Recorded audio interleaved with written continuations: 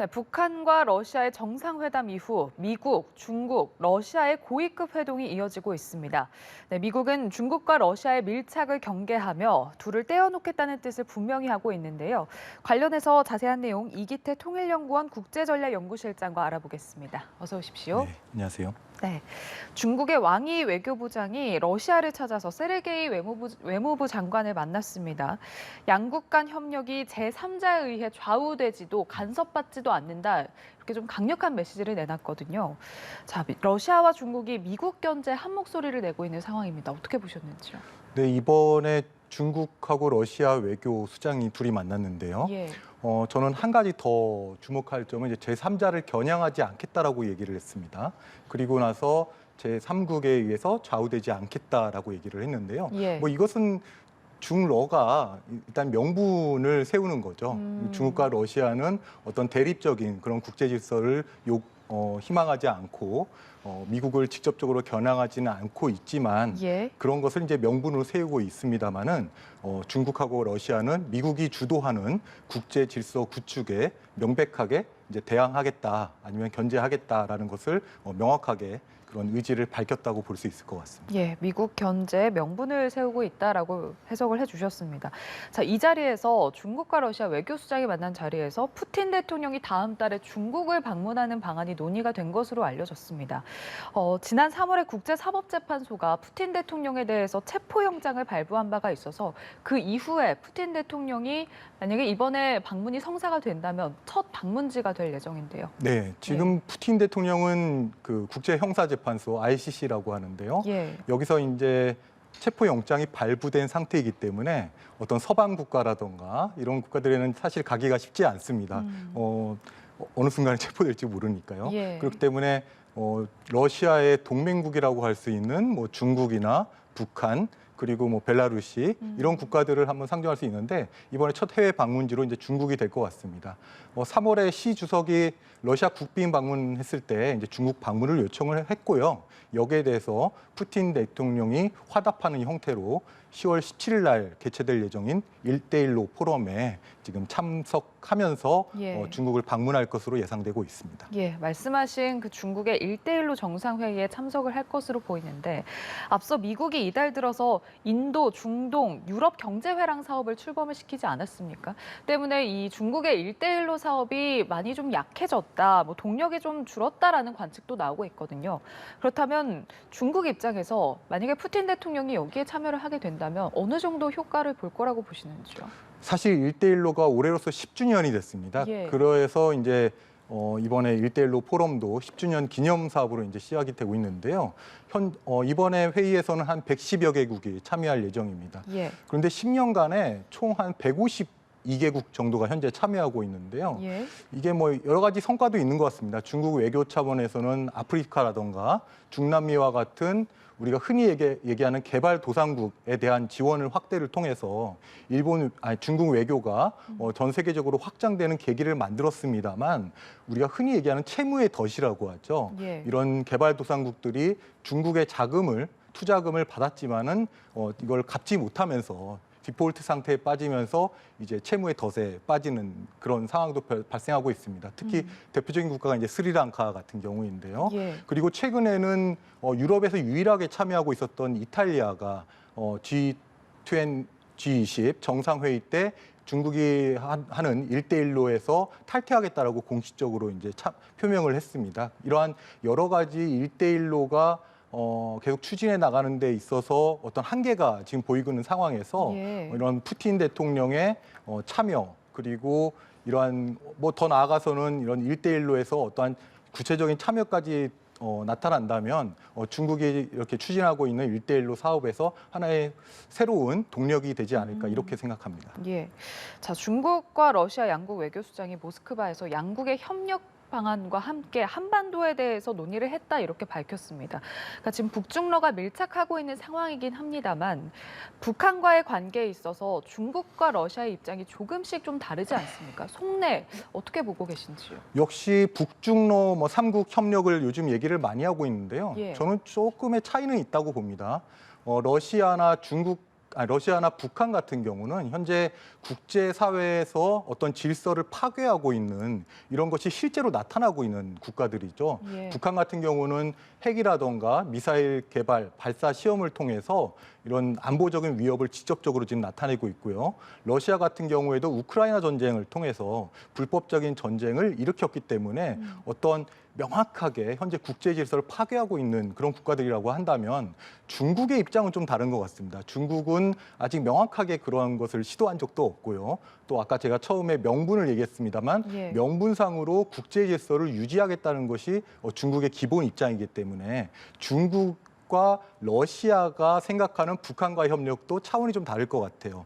러시아 같은 경우는 이번에 무기 거래 얘기도 계속 나옵니다만 실질적인 그러한 협상, 거래가 이제 이루어지고 있다면 중국 입장에서는 조금 조심스러운 측면이 있을 것 같습니다. 이게 어떠한 북한이라고 하는 국제 질서 파괴에 동참하는 격이 되거든요. 이것은 예.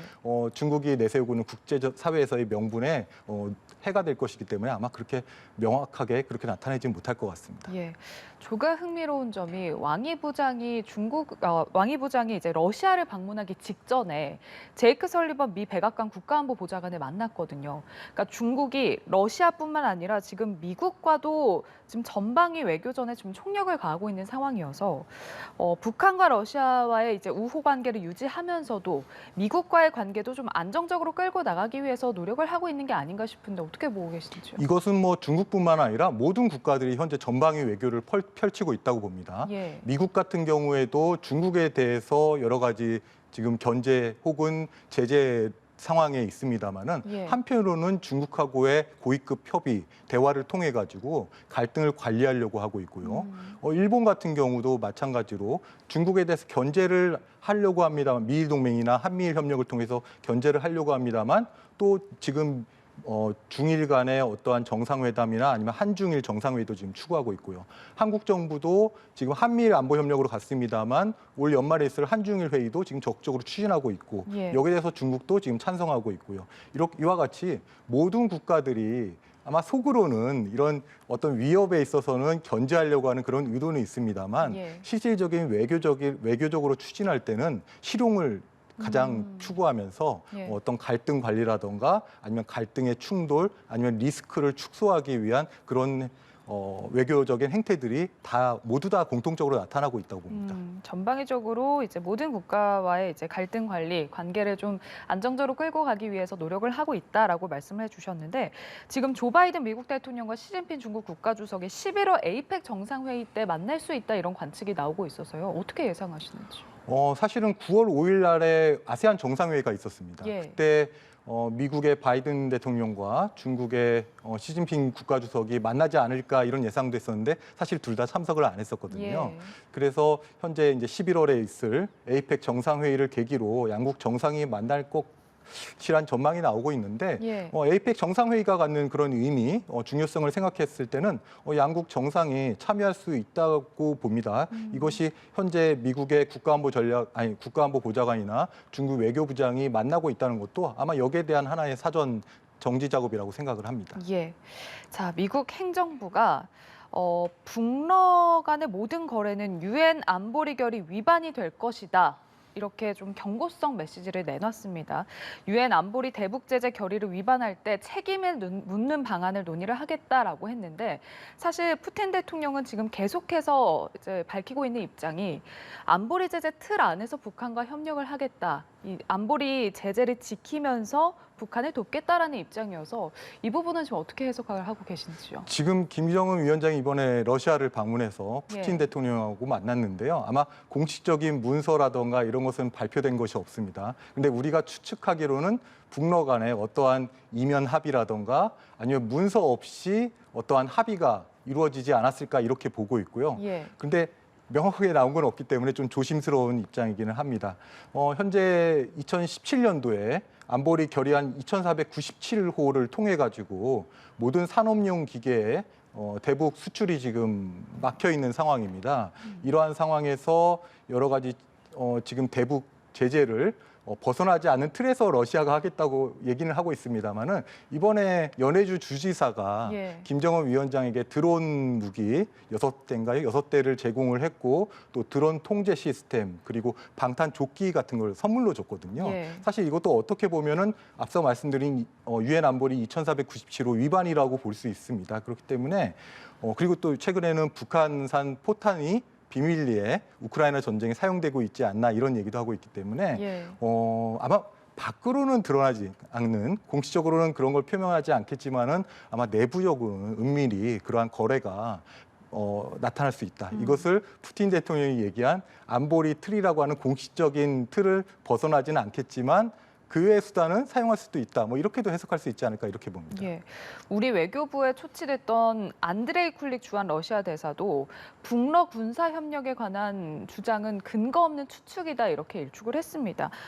대통령실에서도 이미 몇 달 전부터 북한과 러시아가 군사 거래를 이제 포착을 하고 있었다 이렇게 밝혔고, 미국뿐 아니라 국제사회에서도 이미 북한과 러시아 간의 군사 거래는 이루어지고 있다, 성사가 됐다 이렇게 보고 있는 시각이 우세하지 않습니까? 네, 여러 정황상으로 봤을 때는 지금 무기 거래가 이루어지고 있다라고 보고 있는데요. 아직 예. 뭐 공식적으로 그렇죠. 외교적으로는 이제 부인을 하고 있는 상황입니다.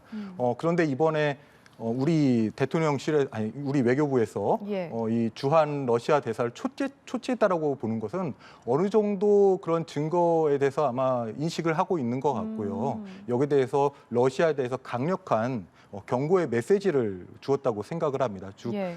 북러 간의 무기 거래라던가 이런 것이 실질적으로 이루어지는 것을 막기 위한 하나의 강력한 경고 메시지로 보면 될 것 같습니다. 예. 자, 바이든 대통령이 유엔 총회 연설에서 러시아를 향해서 오직 러시아만이 전쟁에 책임이 있다라며 이제 전쟁을 끝내라 이렇게 좀 규탄을 하면서 총공세에 나섰습니다. 그런데 반면에 중국에 대해서는 이제 경쟁을 하더라도 충돌로 번지지 않게 하기 위해서 상황 관리를 하고자 한다. 그러니까 중국과 완전히 단절하는 디커플링이 아니라 위험을 좀 축소시키는 디리스킹을 지향을 한다 이렇게 밝혔거든요. 그러니까 앞서 이제 중국 왕이 외교부장도 이제 미국을 좀 찾지 않았습니까? 그런 것의 일환으로 중국과의 관계에 있어서도 미국 역시 좀 안정적으로 가져가려는 그런 바람이 있는 것 같은데 이 부분에 대해서 어떻게 보셨는지? 네, 역시 뭐 미국뿐만 아니라 우리 한국도 그런데요. 역시 중국하고는 경제적으로 밀접한 관계에 있습니다. 그렇기 때문에 말씀하신 대로 무조건 떼어놓을 수는 없는 상황이고요. 리스크를 관리하고 해소하는 차원, 디리스크로 이제 리스킹으로 가야 될 것 같습니다.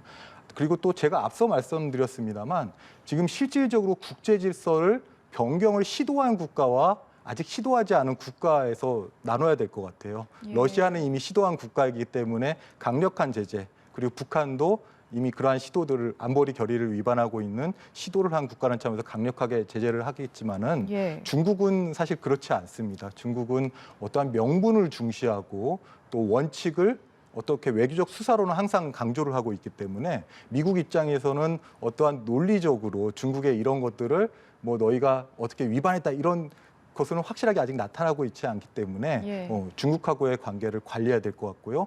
또 공급망 이라든가 어떤 부품 이런 것을 제공받는 데 있어가지고 중국의 그런 중요성을 생각을 했을 때는 즉 경제 관계를 생각했을 때는 강력하게 제재만으로 가지는 못할 것 같습니다. 그러면은 지금 한미일 북중러 이 대결 구도가 이어지고 있지 않습니까? 이 구도가 그럼 당분간은 계속 지속이 될 거라고 보시는지요? 아마 표면적으로는 그러한 삼각, 남방 삼각과 북방 삼각의 구도가 이어질 거라고는 보는데 예. 한미일 남방 삼각은 아주 결속력 있는 형태로 진행될 것 같고요. 하지만 북중러라고 하는 것은 역시 중국의 입장이 조금 다른 것 같습니다. 그래서 북한과 러시아 간에는 아주 결속, 군사적인 무기 거래까지 포함한 강력한 결속으로 갈 수 있지만 예. 중국 입장에서는 여기에 적극적으로 동참하기는 사실은 쉽지 않습니다. 그렇기 때문에 암묵적인 묵인하에 북한과 러시아 간의 결속을 인정은 하겠지만은 예. 그걸 공식적으로는 얘기하지 않을 것이다. 그렇게 보고 있고요. 이러한 차원에서 우리 한국 정부 입장에서는 앞으로 연말에 있을 그 한중일 정상회의가 중요할 것 같습니다. 예. 그러니까 이와 같이 어떻게 보면 북중러에서 약한 고리라고 할 수 있는 중국을 어떻게 우리가 관리하느냐. 그것이 바로 연말에 있을 한중일 회의를 통해서 우리가 중국에 대해서 어떻게 관리할 수 있는 선제적인 시도가 될 것 같습니다. 알겠습니다. 알겠습니다. 자, 지금 유엔 총회에 참석하기 위해서 미국을 방문 중인 윤석열 대통령도 이제 기조 연설을 할 예정인데 아무래도 북러 군사 협력과 그리고 북한의 핵 위협에 대해서 국제사회의 공조 그리고 협력을 좀 요청을 하지 않겠습니까? 어떻게 예상하시는지요? 네, 지금 뭐 예상되기로는 북한의 군사 위협에 대한 경고를 할 것 같고요. 예. 그리고 국제사회의 결속을 당부할 것 같습니다. 아마도 북한 정권의 종말과 같은 강력한 표현도 지금 나올 것이라고 하는 그런 뭐 보도도 일부 있기는 합니다만, 예. 그러니까 북한이 어떠한 군사 위협이 있을 때 예. 그런 조치가 있을 것이다라는 표현도 나오고 있고요. 또 한미일 협력을 아마 강조할 것 같습니다. 그러한 차원에서 하나 볼 수 있을 것 같고요. 두 번째로는 윤석열 대통령이 강조하고 있는 우리의 어떤 기여 외교의 확대. 그래서 지금 3대 세계적으로 봤을 때 3대 격차 문제가 있거든요. 예. 개발, 그리고 기후 대응, 그리고 디지털 전환이라고 하는 이런 격차 문제를 어떻게 하면 우리 한국 정부가 기여를 할 수 있을까라고 보는데 이것은 단순하게 어떠한 이런 개발도상국에 대한 지원 확대가 뿐만 아니라 이런 국가들이 사실은 계속 눈치를 보고 있거든요. 그러니까 아까도 말씀드렸습니다만 중국이 1대1로를 통해서 이런 국가들을 자기 진영으로 지금 포함시키려고 하고 있고 예. 미국이나 이런 한국과 같은 민주 진영도 지금 이 지역들을 지금 포함시키려고 하고 있는데 우리가 이런 기여 외교 확대를 통해 가지고 민주 진영의 결속을 유도할 수 있다라고 하는 한국 정부의 적극적인 외교를 유엔 총회 연설을 통해서 아마 명확하게 표명할 것으로 보고 있습니다. 예, 알겠습니다. 유엔 총회 이야기까지 나눠봤습니다. 이기태 통일연구원 국제전략연구실장과 함께했습니다. 오늘 말씀 고맙습니다. 네, 고맙습니다.